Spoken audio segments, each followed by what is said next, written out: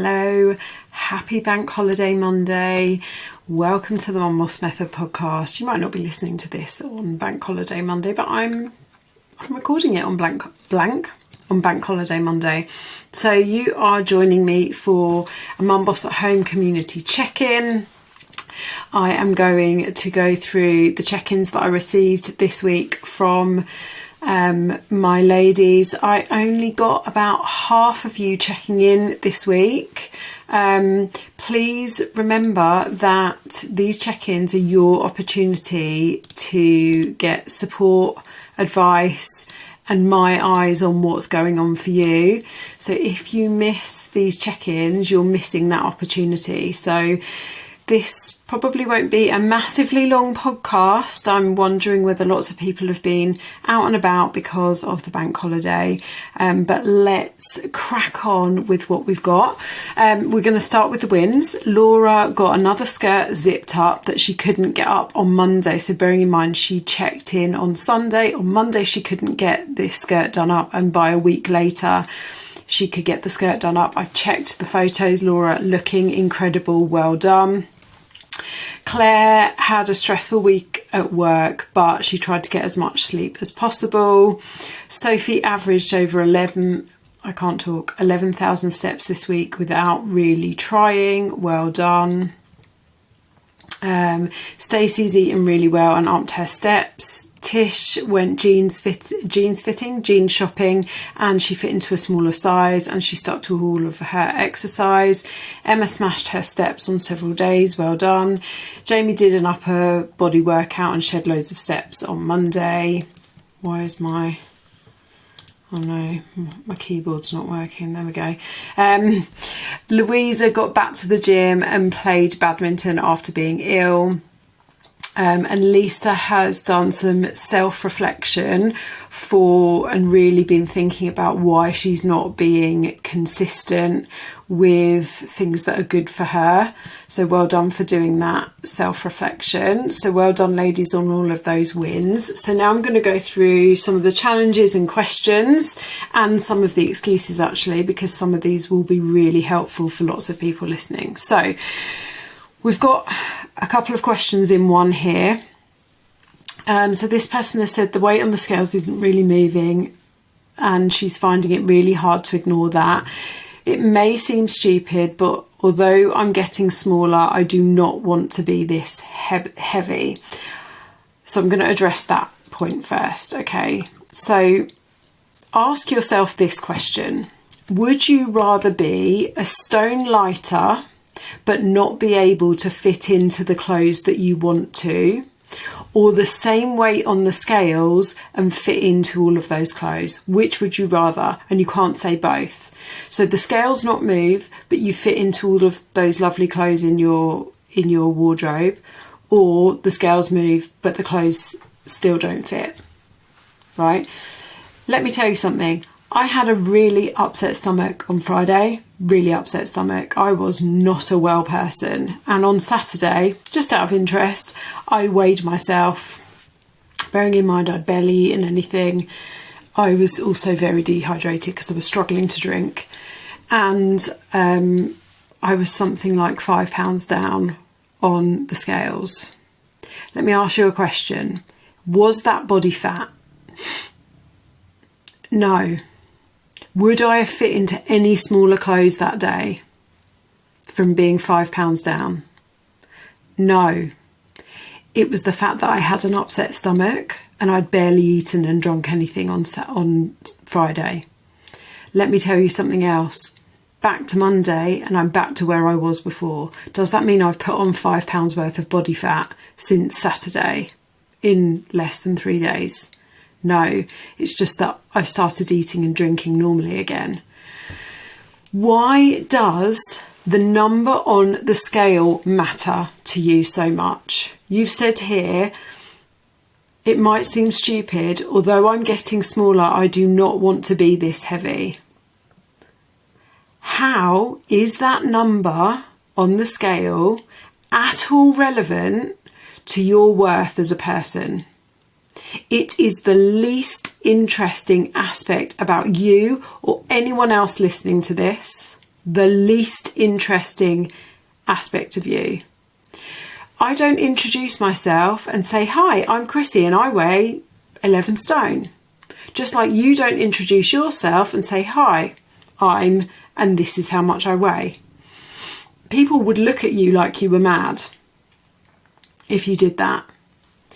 So can you see how it is going to hold you back? And I'm going to continue to read the rest of your question. It's going to continue to hold you back if you keep believing these thoughts about how important it is for you to change the number on that scale. You have already proved you are losing body fat by the pictures you are sharing with me on the app, by all of those wins you are sharing with me in the app.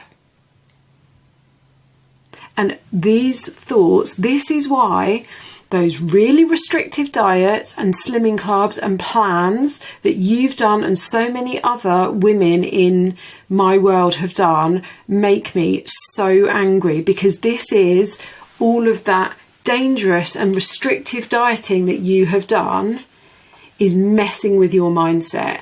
And unless you work with me on this and we work on chipping away at this mindset, this is going to hold you back, because you will start to undo the work that we've been doing. You will start cutting down your food and you will be no further on, because you'll start to be doing it dangerously again. So you say you've said, I'm getting smaller, but I do not want to be this heavy. Put your logical brain on, not your emotional brain, your logical brain, and think about what you're saying. If I said that to you, what would you say? If I had your dieting history, you are getting results. So what we might have to do is remove the scales. If you're going to be obsessed with them, I need you to remove them, give them to your husband, ask him to hide them. Okay? So the next point of this person's question is, I feel myself needing breakfast now. That's good. I'm just going to say, you've said this is scary as I worry I've got used to needing all this food. So if I have to starve again, it will be difficult. I nearly just replied to this using your name, but again, put your logical brain on. This is me giving you, this is a bit of tough love now. You were starving yourself before. Since I first met you, you were starving yourself. On the two very big, strict dieting regimes you were doing before, you were starving yourself. Normal people need, that's your wording, I feel myself needing breakfast now. Normal people need breakfast. Most people eat 3 meals a day. You are getting results by eating more food than you ever have. And if you stop getting results, and by results, I mean measurements, weight, pictures, your clothes, not all of them, not just one of them, then we can make changes. But I promise you, those changes will not come down to you stopping needing breakfast. They will not come from you needing to starve yourself. You are training in a completely different way to how you trained before. You're doing my workouts a couple of times a week, including you're also doing a bit of cardio and some other work as well. You are training in a completely different way to how you ever have done before. You need to stop looking at the scales and you need to trust the process. Trust me, because so far I've been right about everything I've asked you to do, and you've done. You've trusted me. Trust me this far. Continue to trust me. You are getting results. Okay. You're eating the same food to make it easy, but you're starting to get a little bored, feeling maybe the food is a bit bland. Okay, change it up. So you don't have to make really massive changes, but you know, I always say this to everyone. I'm not a walking, talking encyclopedia cookbook. So I don't give meal plans. So I'm not going to, say say to you, well, here's a whole menu of lunches to choose from. Start changing things around. I've had the same breakfast for the last 5 years to make it easy for myself, and I might change it around a little bit, but you can still, you can still change your meals around. That's absolutely fine. Use the group, share with them what you have been eating, ask for ideas. BBC Good Food is a great resource for recipes, and I'm also going to start putting together some recipes in our app as well that we can share with each other, but don't expect there to be 100 in there by tomorrow, because that's not going to happen. So yeah, change your meals up, but just keep to the principles: protein, fruit, veggies, carbs, fat. The most important things are your calories, your protein, your fruit, vegetables and fibre. Okay. You've had a really sore leg, so you've only run once. You've done the workouts, you really like them. Good, I'm really pleased you like them. How many of these should I be doing a week to see a difference? Ideally, you should be doing 3 strength workouts a week, and there is enough in there for you to be doing that. So I hope that tough love was okay. And you've put in here as well, I can't believe I will keep getting smaller but the weight won't move. What happens? When something stops moving, we can make some changes, but at the moment things are still moving, so we're not making any changes yet. Okay. Right, let's have some really good self-awareness from someone here. There's not enough hours in the day, but I'm scrolling on social media and watching TV. I need to be more disciplined. So great observation. So many people say I don't have enough time, but you've analysed your TV and your scrolling time, and you're finding that you do have time for those. So my question and challenge to you is, how can you readdress the balance? And actually, that's for everyone. If you're finding yourself saying, I don't have enough time, I would really urge you to look at your screen time and see where you're perhaps wasting time. Okay, next one. I've taken a bit of a break from logging today. I've still made good food choices and eaten very similar to how I've been for the rest of the week. So I roughly know the calories, but I've had a lot of things I've needed to think about. My hubby's away this week, so lots of solo responsibilities. And honestly, it's just been nice to eat and not have to go to my phone and log everything. I will get back on it tomorrow, and I've still been into the supermarkets today to make sure I've got all the food that I need for the week. Okay. Well done. Let me remind everyone, people lost weight without MyFitnessPal. Okay, if you can stay accountable without tracking, then go for it. The struggle comes when you as my client say, I'm doing all the right things, but I'm not making progress. If you're not losing body fat in either measurements, pictures, clothes, or scale weight, then you're not in a calorie deficit. It's that simple. And if you want feedback on your food, I need to be able to see your food either by you tracking your calories and linking MyFitnessPal to our app, or you taking pictures or using the food journal function in the app to log your food. So that is the same for everyone. People lost weight before apps. People lost weight before MyFitnessPal. People lost weight before scales. You don't have to log, but if it's something that you do that helps to keep you accountable, that's fine. But if you need to take a break from it, that's also fine. MyFitnessPal makes it easier to see if the calorie deficit is there, but remember, it's neither 100% accurate or 100% foolproof. So that's fine. I just don't want you to feel like you have to explain it to me. Okay, good question here. If you were to go for a curry, what would be the best choice? We went yesterday. I tried to plan and opted for salmon tikka, a chapati instead of a naan, rice, and shared some taka. But when I tried to log it, it still seemed like a lot. Is it just not possible to have a healthy Indian? So I would have gone really similar to you, I probably wouldn't have been able to have the Kataka dal because the garlic would have just caused me so much pain later in the day. So I'd always recommend that you go for the dry stuff like you did, but for sure Indian food, whether it's takeaway or eat-in, is super high in calories because they use a lot of oil in their cooking. But like I said, I would have probably gone exactly with what you have, drawn a line under it, enjoyed it, moved on. Okie dokie, right. Next person, advice on changing nighttime sleep routines if possible. I've had the same routine for a while, but it seemed to stop working about 3 months ago. I thought it was a temporary blip because of how that week was, but I've not been able to get a decent sleep back.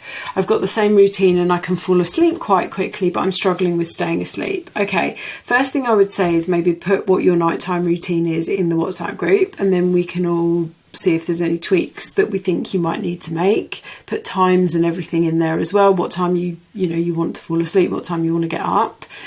But what I would say is this can be a multitude of things. It could be hormonal, it could be perimenopause, it could be stress, it could be temperature.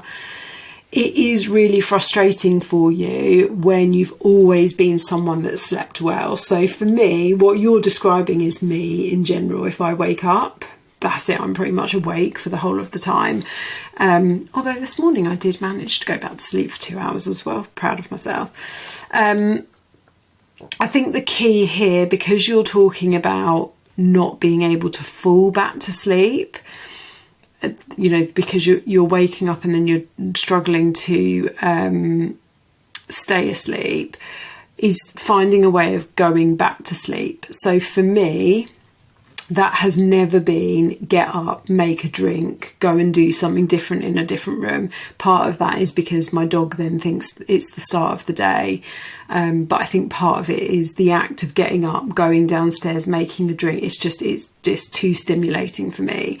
So for me, reading my Kindle, I know I've slept better this last month because I'm still reading the same Kindle book that I was reading at the beginning of April. Or middle of April. Whereas when I don't sleep very well, I get through a Kindle book so quickly. But at the moment, that's how I got myself back to sleep this morning. I woke up at 5:15 and I opened my Kindle and started reading it, and I fell asleep. And when I woke up 2 hours later, the Kindle was propped open in front of me. So that's what I found works for me.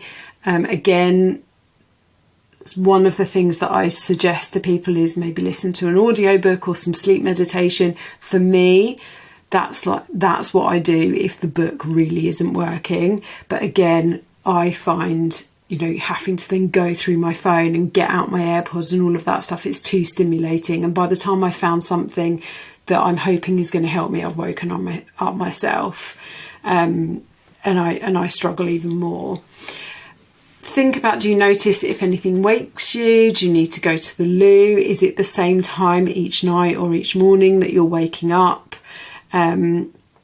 It could well be hormonal. So like I say, share in the group, what your current routine is and what you're currently trying to do to get back to sleep, and we can also make some suggestions. Okay, oh my goodness, I've lost where I was. Where is it? There we go. Right, I've been hit with a bit of illness, which was tough as I found exercising quite hard. And the same person has said, I haven't pushed myself as much with my workouts and have given into some indulgences. So another bit of tough love here. If you are ill, genuinely ill, and I know this person had a bit of a cough, head cold, cough, cold type thing, my advice would be don't exercise. Now, you all know your lines. You all know where to draw the line, right? I said this to one of my one-to-one clients this morning. She had a bit of a head cold last week, so she didn't exercise. She got to Friday and thought, right, that's it, I'm going to do a couple of workouts over the weekend. And then she got her period and she felt a bit rubbish, but she used it as an excuse to say, oh, well, I'll carry on resting, when actually it was the right thing to do to rest from the head cold, but probably she could have, done a workout even though she'd got her period, and it probably would have made her feel a bit better. So you all know your lines. And as this person has said, they haven't pushed themselves with their workout. But I would say that if you are ill, then don't exercise. So you will struggle to stick to your calorie deficit, and you've put that here yourself. Haven't pushed myself as much with my workouts, and I've given into some indulgences. Okay, so you're probably giving into some indulgences because you've continued to work out while you're ill and you're struggling to recover. Don't forget, your calorie deficit is where your fat loss comes from, not your exercise. So you'll struggle to stick to the calorie deficit, which is what will get you the results if you exercise through illness. You'll struggle to recover, so you'll probably feel iller for longer. And you commented that you've struggled to get rid of it, and that's probably because you've been pushing through it rather than just taking time to rest. And also, and this is like, you know, one of the things, this is a massive bugbear of mine, when I go to the gym and someone is there ill, coughing, spluttering, sneezing, like, you're going to make everyone else in the gym sick. So for your own good, but for other people's, this is for everyone. If you are ill, coughing, spluttering, you've got germs, don't go to the gym. Don't work out. You know, have a serious word with yourself and rest, because your body will recover quicker and you won't make other people ill. And then, you know, the cycle doesn't continue where everyone starts getting ill. Okay, this person has said lots of social events, time out of the house, and therefore fast or fatty food. So in last Wednesday's podcast, episode 154, I covered eating out and weight loss. So I recommend you go and listen to that. The biggest message that I wanted to give in that podcast is there is always compromise. So if you have lots of social events and time out of the house, whether they're planned or unplanned, there is always something you can control. And there needs to be compromise. Either you compromise on the food choices you have, or you need to recognise and accept that you will be compromising on your results that week or that month, depending on how busy you are, how long that busyness goes on for. When you know these things are coming up because they're in your diary, how can you plan for them? Okay, so can you look at menus ahead of time? Can you make compromises when you're making your choices? Can you, or can you just accept and be okay with, right, well, it's just been a very social time.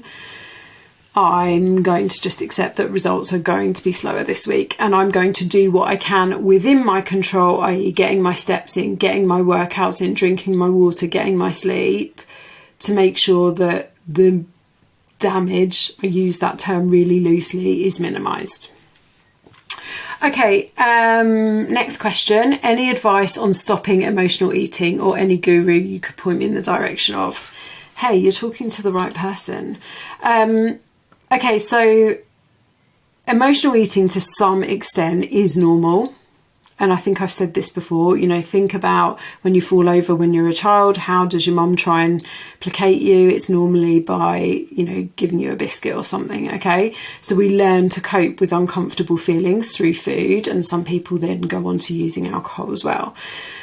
So we become used to using food, alcohol, you know, whatever, to push down uncomfortable feelings. So for those of you in my client group, on the Everfit app, there is an emotional eating video and food and mood journal in the resources section that goes into this in a lot more detail than I can cover in a podcast, or cover in this podcast anyway. So please go and have a look at that masterclass and have a look at the food and mood journal, which is a resource to help you. But to summarise, okay, number one, physical hunger starts in the body. It sends a signal to the brain to tell the brain that you're hungry.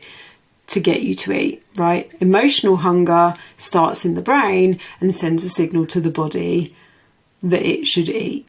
Okay, so recognizing the difference between the two and that they start in different places is the first step here. Number 2, recognize the unpleasant and uncomfortable feeling that you're trying to deal with using food or alcohol, or both. Okay, this requires you to pause. Pausing is your friend. Taking a breath and pausing is so helpful in life, in weight loss, in love, in lots of areas, okay? You're able to pause when you logically know that you have eaten enough and you aren't, or at least shouldn't be hungry because, you know, you've eaten enough protein. You ate less than 3 hours ago, for example. So you can put your logical brain on rather than your emotional brain, and you can say, no, I know I can't be hungry because I only ate an hour and a half ago. I had plenty of protein, plenty of fruit and veg and fibre. You know, I'm well hydrated. So logically, I know I'm not hungry. This is emotional.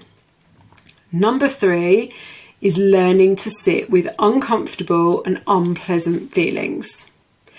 We don't like to do this. As humans, it is not what we want to do. And in fact, the brain will always tell us to do something about it because the brain doesn't know the difference between an uncomfortable, unpleasant, upsetting feeling and something that can cause us physical danger. The brain doesn't know the difference between those two things, right? It's really smart, but it's also quite stupid. So we need to remind ourselves that those feelings might not be pleasant, but they do not put us in physical danger. And then number 4, learning to recognize those feelings, name them, call them out. I am feeling sad. I am feeling lonely. I am feeling upset.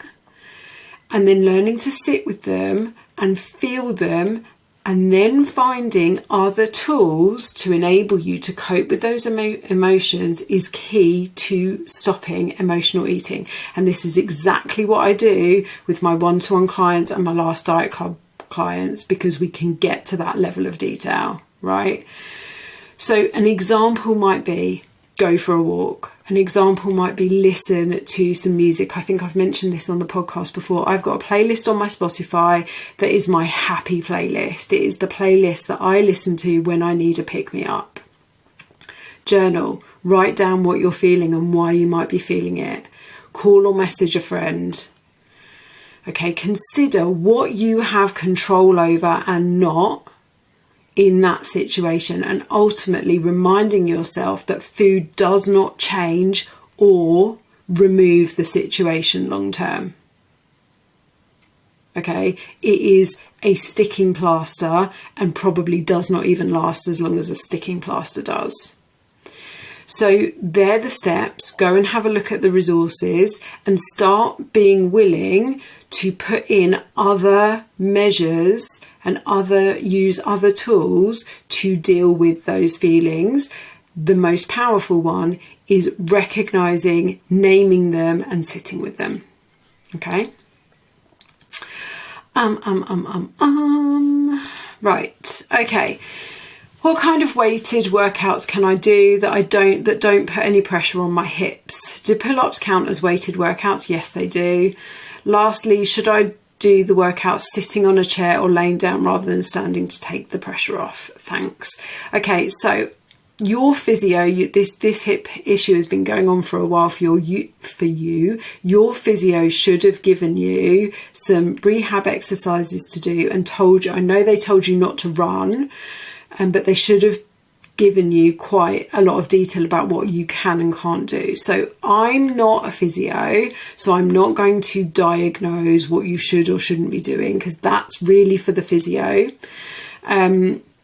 But they should have been giving you some rehab. Just telling you not to run is not going to fix your hip. So hopefully they've given you some rehab. And if they haven't, maybe get back in touch with them and ask them for some exercises.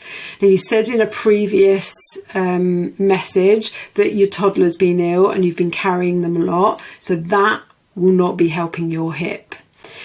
But it does stand to reason that any of the exercises, upper body exercises that you can do sitting or laying down will put less pressure on your hips. So for example, shoulder presses you can do from a chair, bicep curls you can do from a chair, tricep dips shouldn't be as putting any pressure on your hips. Laying floor presses, you would be laying down anyway. So anything that is upper body that you can do sitting down should be fine. But I would also make sure you check with your physio. Okay, so next question, how do I get back on track? So this person has been ill with the virus for a couple of weeks. My advice to you is write a plan for the next 2 to 3 days and stick to the plan. Give yourself absolutely no excuses and make a commitment to that plan in the WhatsApp group to help keep you accountable. Just work for the next 2 to 3 days, okay? And just stick to the basics. Stick to your calories, your protein, your fruit, veg, fibre, your water, your steps. Set yourself a minimum amount of workouts. If you're getting back after being ill, you don't need to go back into everything health for leather. Okay, and last one, I have to be a bit harder on myself as I really want to build in exercise to my day. Do you have any tips on what could help with this? So for this person in particular, but for anyone who is struggling with this, you need to build a habit. And in order to build a habit, you need to consistently be doing the thing. And I've mentioned before that often what I see is you'll do it for a week, maybe 2, and then you give yourself an excuse not to do it, and then you struggle to get back into it. So rather than going in for, I'm going to do 5 workouts a week, start off with, I'm going to do 2 this week, okay? But that really starts with sitting down and planning your week before the week even starts. And if you've not done this yet, it's Monday, you've still got time, but sit down and plan your week before the week starts. You know what your days look like. You know where you've got time to do a 20-30 minute workout, okay? Plan in your workouts and your walks, because you don't need to work out every day. You should not be working out every day. You should have rest days, all of you. And your walks are actually more important for your fat loss than your workouts. Remember that. Put them in your diary and make a commitment to yourself. Make an appointment with yourself to do those things. Just like if one of your kids had a doctor appointment, you would take them to the doctors. Just like if someone needed you, I don't know, at work, you have appointments at work. You wouldn't just drop out of the appointments at work. Make an appointment with yourself. Okay. Now, if you are making excuses, why are you making excuses? And I will leave this for all of you to ponder. Okay.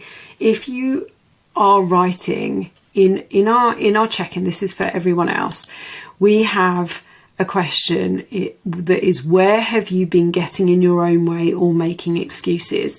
And for some of you, if you keep writing down the same excuses week in and week out, here's your question to finish on. And it's the same for anyone who's listening to this that makes a lot of excuses. What will it take for you to not make excuses? What's it going to take to stop making excuses? And a secondary thing to that, if you didn't make excuses, where would you be? Who would you be? How different would your life be if you didn't make excuses? Okay, so I want you to think about that. Okay, thank you for those of you that checked in. I'm going to go and watch some rubbish movies with my husband now for the rest of bank holiday because the weather is shocking. might have a cup of tea, might text him, tell him to put the kettle on. If you are listening to this and you're not part of my client community and you want to know how you can get my help and support to achieve your weight loss, health and fitness and life goals, then check out the details in the show notes. Come and drop me a message and we can chat. Have a good day. Bye.